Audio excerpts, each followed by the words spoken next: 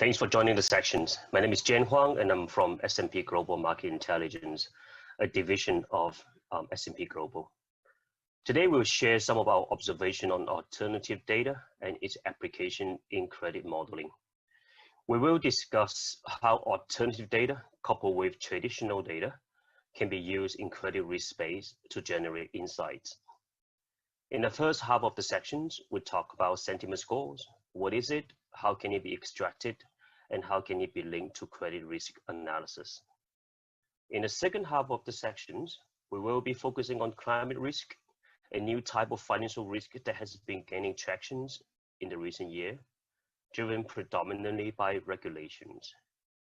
We will talk about transition risk, and more specifically, how carbon tax can impact a company's financial stance and its creditworthiness. In this slide, while traditional data such as company financials are still the key input in credit analysis, alternative data are becoming more relevant for credit risk modeling in the recent years. As you can see in this slide, alternative data has the advantages of being more timely, having broader coverages, and cover more dimensions. Alternative data can also be used to enhance the analytical model performance. On the other hand, alternative data normally have shorter history. It is more fragmented, so requires significant manipulations. It requires new analytics to analyze the data and generate insights. Last but not the least, one needs to be very careful when handling alternative data to ensure that compliance with regulations, for example, the privacy protection law. On the modeling front, quite often, machine learning algorithm is used to model transparency might become an issue. Further, most of the model were developed during period when the economics are doing quite well. Those models are being put into test this year as the COVID-19 breakout, which has dragged the economy into a benign period. Example of some common alternative data. We show in this slide some common alternative data that can be potentially used in credit modeling.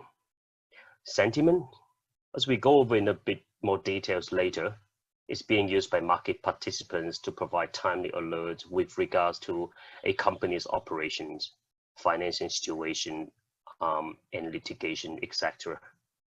Satellite data, for example, freight data that shows cargo shipment activities, satellite data that monitor the storage amount of crude oils in the crude oil storage tank, night light satellite that shows the brightness and distribution of night lights of a city, which can then be used as a proxy to gauge economic activities in a region.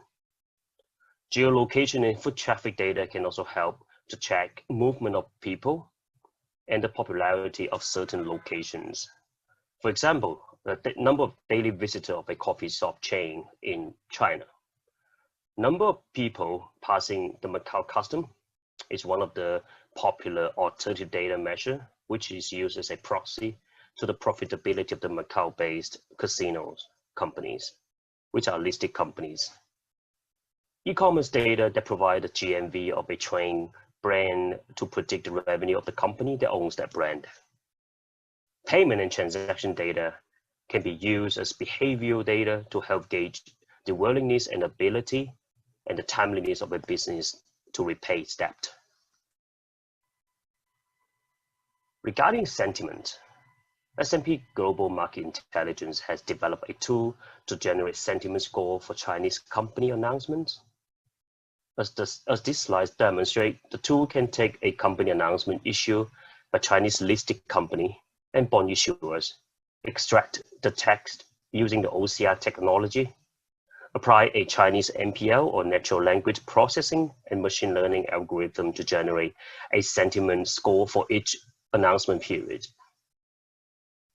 There will be an aggregate score for each company using an exponentially weighted scheme.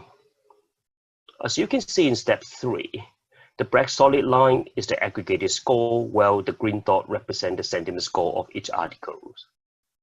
The shaded area is the marginal error. Sentiment score above the dotted horizontal line represent a positive sentiment with regard to a company financial health, while the sentiment score below the dotted line represents negative sentiment. As an analyst that covers an industry or a number of companies, having the ability to scan through a large amount of company announcements and review the relevant sections of a lengthy document, which at some point could be as long as 150 pages, can greatly improve the efficiency of the analyst who is trying to generate insight from such company announcements. A little bit more detail on the process of how this can be done. This slide describes the end-to-end process to assess, parse, process, and analyze announcement to extract each article embedded opinion in terms of financial health of the company. The left-hand side of the chart provides a high-level overview of a typical workflow, namely, automated collection of announcement documents, transform the unstructured to structured text via OCR and document analysis, pre-process the structured body of the text to define sentence, paragraph, and sections, vectorization model training and validation, sentiment classification model, and in the end, sentiment indicator and visualization on the platform. Let's also briefly touch upon the sentiment classification automation system, which is based upon machine learning. For this machine learning architecture, our quant team has assessed alternative methodology and chose the model that has the two main components. The first one is the convolutional neural network.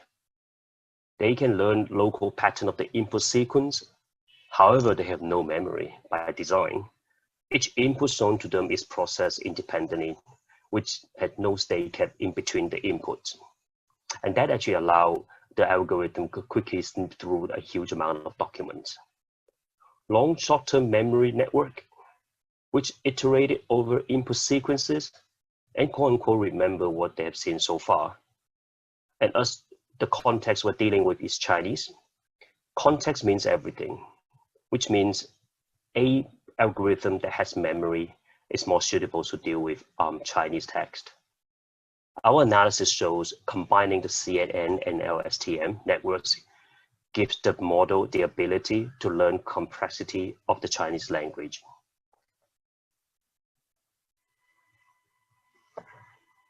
Once we have the sentiment score, the natural next step is to build a model that can link sentiment score to the assessment of the creditworthiness of a company. This slide shows the preliminary analysis that our quant team has conducted. The graph shows one standard deviation band of company sentiment score for each month prior to each default event. On averages, sentiment score tend to move down to negative zone 12 months prior to the default, while they stay positive for the non-defaulters. Sentiments are much diversely distributed for the defaulter than for the non-defaulters. And as I say about this sample is from our NEQ database, which is the Chinese OTC market. And we also collected the defaulted companies within this sample size in the past 5 years. Sentiment score can be used to build a standalone model or can be used as an overlay model for credit analysis. Coming up to, you could say it's a combination of alternative data, modeling, and alternative risk, which is climate risk. Climate risk has recently become a new type of financial risk. The climate change is prompting investors to consider possible climate-related scenario and evaluate the impact on their portfolios. This increased after the 2015 Paris Agreement, which formalized the commitment to facilitate the transition to a low-carbon economy by enacting a variety of policies to reduce greenhouse gas GHG. This has resulted in regulatory changes and industry-led initiative that have further advanced the effort to better understand and manage economic risk related to climate change. Climate risks are often grouped into two categories: physical risk and transition risk. Physical risks are the risks associated with physical effect of climate change. They include changes in water availability, sourcing and quality, food security, an extreme temperature change affecting organizations' premises, operation, supply chain, transport needs, and the employee safety. TCFD, or Task Force on Climate-Related Financial Disclosure, they also included legislative and other risks that stem from those hazards, like changes in land use rules that rise from flooding to a storm. On the other hand, transition risks are the risks associated with transition to a low carbon economy, which is normally regulatory driven. According to TCFD, they may entail extensive policy, legal, technology, and market changes to address migration, to address mitigation and adaptations requirements related to climate change. Depending on the corrective response from the company, several climate scenarios can unfold over the next years and decades. A strong and immediate corrective action, such as the wide implementation of the carbon tax, would create transition risk for certain carbon-intensive industry and minimize the physical impact. However, on the other hand, with a limited corrective response, the physical effect of the climate change will become more prominent. So there is an interaction between the transition risk and the physical risk of climate risk. This slide shows market intelligence approach to modeling the transition risk. On the left-hand side, we describe the fundamental driven, which is based upon our credit model and the scenario generated from Remind. On the right-hand side, it is an internal development model, which is based upon our PD market signal model. The scenario we generated is using our true cost company's specific emission data. In the following few slides, I will be using example to go through what those models entail.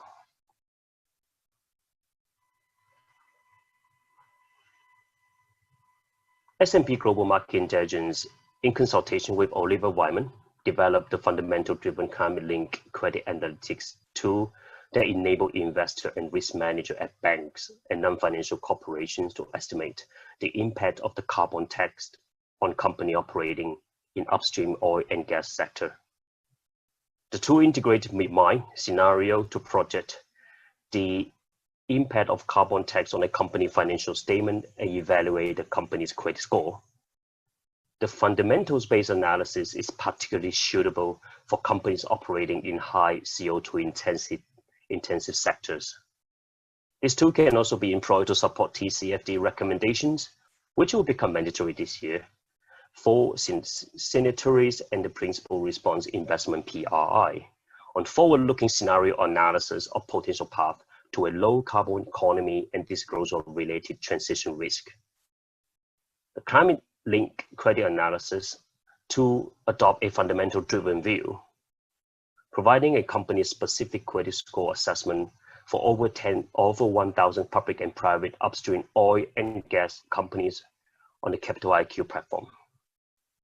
In addition to this tool, we developed a complementary module based on a market-driven view that covers all public companies on the platform. Leveraging the true cost data, this tool provides an estimate of future market capitalizations and a credit scores, conditioned on the user-defined carbon tax scenario. The tool can be used on all public companies across the sectors. And this slide shows a stylized overview of the fundamental-driven approach. The model input can be the global carbon tax scenario or the Remind scenario. I'll get to the what's Remind scenario later. The global carbon tax scenario acts as event-based, disorderly transition, where the carbon tax premium is applied globally over a 3-year time horizons, and companies have limited opportunity to adapt. This scenario can be employed as a genuine stress testing analysis of the introduction of carbon tax. Remind scenario is a climate economic scenario developed by the Potsdam Institute of Climate Impact Research, PIK. This holistic scenario is based on a global general equilibrium approach that incorporates the economy, the climate system, and a detailed representation of the energy sectors. The scenario assumes gradual increase of carbon price over a decade that result in a transition to a low carbon economy. The scenario captures both risk and opportunity of climate transition via primary and the secondary effect, and accounts for economic and energy investment in different regions, as well as international trade in goods, energy, emission allowance. Scenario is often used for policy purpose to describe an orderly transition scenario and is based on long-term modeling and transition assumptions. So our model take into account the remind scenario as the input. The second step, as you can see on the diagram, is to link climate change to credit risk. We identify 4 drivers of the financial performance for upstream oil and gas company that capture the impact of the climate-related scenarios: volume, price, unit cost, and capex. In the first step, we translate the impact of a climate scenario on those 4 drivers at an individual company level. Next, we drive the scenario adjusted financial for each company and drive credit risk metrics to evaluate the changes in credit quality. This approach enables granular and comprehensive analysis of companies' specific climate impact.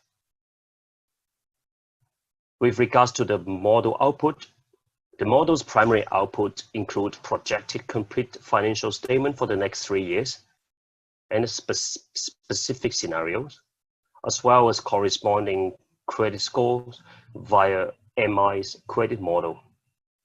Our statistical credit score model to evaluate the credit worthiness of company based on the projected scenario driving from the scenario, credit model employed, and advanced generation of the logistic regressions, and is designed to evaluate long-term credit worthiness.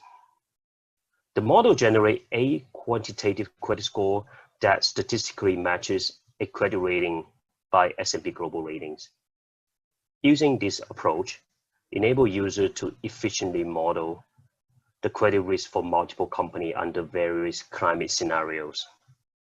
Additionally, the model let the user perform a detailed analysis of the sensitive and contribution of a specific financial sector factors to the credit score. This enables us to determine the impact of the climate scenario on credit worthiness by the model driver and financial ratios. I'll show you an example in the next slide. This slide provides an example of that scenario generated upstream of an upstream oil and gas company. As a baseline, we leverage financial statements data market available by the end of 2018, when the company's estimated credit score equals to A-. We apply the climate-linked credit analytics tool to calculate the projected scenario-based financials and the associated credit score for a 3-year horizons. We assume the carbon tax was introduced in 2019, and increased linearly to $50 per CO2 ton by 2021. As you can see, the impact of the carbon tax on the company is limited in the initial year, and the projected credit score remains stable through 2020. It could be attributed to the company leading positions as one of the largest oil and gas producers by revenue and its global diversifications, making it less sensitive to a carbon tax increase. However, our results show the deterioration of the company's credit score to BBB+ in 2021, when the same carbon tax has applied, integrating a deteriorating level of company's creditworthiness to a carbon tax. In addition to assessing the overall impact of carbon tax on credit score of a company, our credit model ensures users to analyze which financial ratio will be most affected by the introduction of the carbon tax and be the main driver of the credit score deteriorations.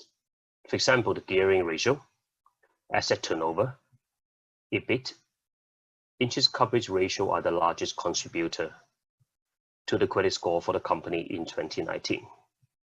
Denoted by the absolute contributions analysis, such insights let our user perform a detailed analysis of the sensitive and driver of credit score for a chosen climate transition scenario. Next, we'll talk about a market-driven approach, which offers a market-driven view of how earnings of a public company might change over the next 3 decades under multiple carbon tax scenarios. The tool leverages Truecost companies' specified greenhouse gas emission data and accommodate predefined carbon tax scenario or user-defined global carbon tax scenarios. The tool calculates the change in credit score between today and a future year. Using the market-driven approach, the tool offers the view of how earnings of public company may change over the next 3 decades under multiple scenarios. The graph on the left-hand side shows the distributions of credit score changes between 2019 and 2050 for public company within the material sector, one of the high CO2 emitting sectors. We employ the public firm tools for a fast, for example, 2 degrees Celsius transition scenarios, where the carbon tax rapidly increase and company react in one of the 4 ways, ranging from green to red. On the green bar, it means company managed to meet the CO2 emission reduction target in 2050 by investing in a greener technology and thus sustaining the abatement cost in addition to carbon tax cost. Revenue include both a growth component and a cost-related component. To the red bar, companies do not invest in new or greener technology and pay higher carbon tax. Plus, government introduced additional policy that forcefully reduced the carbon emissions by progressively banning use of carbon material and thus leading to revenue loss on the affected companies, with yellow and amber scenarios in between. In all cases, a significant percentage of the company remains with the same credit score under the fast transition. The remainder change their credit score in either directions, confirming the importance of managing risk, but also seizing opportunity for over the longer term. The green case shows the advantage of investing in greener technology and thus reducing the carbon emission tax while incurring higher operating costs on new technologies. In this case, the vast majority of the company, around 71%, will experience an improvement in their credit scores by 1 or more notches, while the 26% remain with the same score, and only 1 will incur a technical default over the next 30 years. In the extreme cases, which is the red case, correspond to an extreme scenario where companies do not convert to new technology, but have to pay an increased carbon tax. This is where government enforced restrictive law to curb carbon emission and reduce revenue losses among companies in proportion to the carbon emission reductions. In the red case, the technical default rate over the next 30 years increased to almost 79%, with potential severe consequences for the material sectors and the economy as a whole.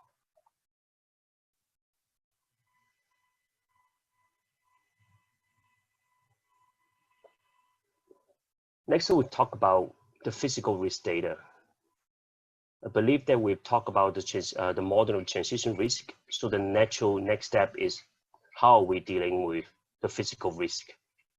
As you mentioned, we cover coverages of 15,000 company and 500 underlying asset, which cover the 7 climate changes physical risk indicator, including heat wave, cold wave, water stress, hurricane, wildfire, and flood and sea level rises. Low and moderate high figure climate changes scenarios, range of timeframes, including in the next 5 years, 10 years, and 30 years. Our quant team are currently working with Oliver Wyman's in order to build a physical risk model to link physical risk to credit risk.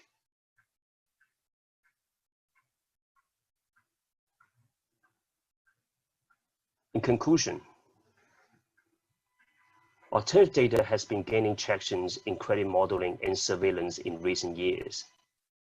An integrated workflow to collect, clean, extract, link, and analyze the alternative data for risk management is key to efficiently generate actionable insight for risk monitoring. Climate risk emerged as a new type of financial risk which need to be measured, monitored, and managed.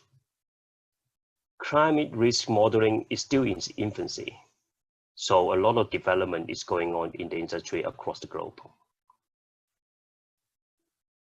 That will be all of my presentation today. Thank you very much.